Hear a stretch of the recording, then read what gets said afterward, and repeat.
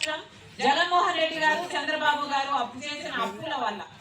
కనీసం జీతాలు ఇచ్చుకోవడానికి డబ్బులు లేకపోతే మరి ఉపాధి హామీ పెట్టుకోవడానికి మన రాష్ట్రం దగ్గర డబ్బులు ఉన్నాయా?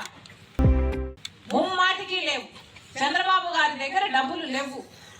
కాబట్టి ఉపాధి హామీకి డబ్బులు ఇవ్వండి అని ఇప్పుడే అడుక్కుని తిరుగుతున్నాడు.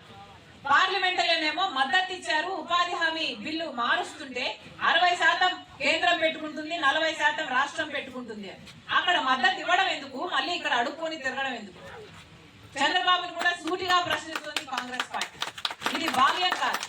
మన రాష్ట్ర ప్రజల జీవితాలతో ఆటలు ఆడుకుంటున్నారు ఈ రాజకీయ నాయకులు. ఎవరైనా మాట్లాడుతున్నారా? కూటమి సర్కారు ఎలాగో మాట్లాడు, చంద్రబాబు గారు, పవన్ కళ్యాణ్ గారు బీజేపీ మీద ఎలాగో మాట్లాడు. కనీసం జగన్మోహన్ రెడ్డి గారైనా మాట్లాడుతున్నారా అంటే ఆయన కూడా మాట్లాడటం లేదు.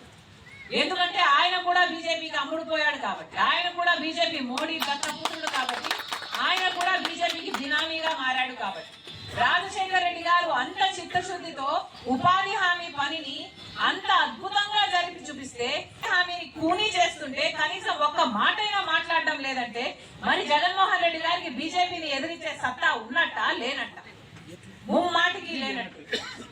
అందుకే చెప్తున్నాం, ఈ రోజు ఉపాధి హామీ పథకం నిలబడాలి అని కొట్లాడుతున్న ఏకైక party Congress party. Local to global news at your finger tips. మీ చేతిలో ఒక ఆయుధం. Download Raw TV app.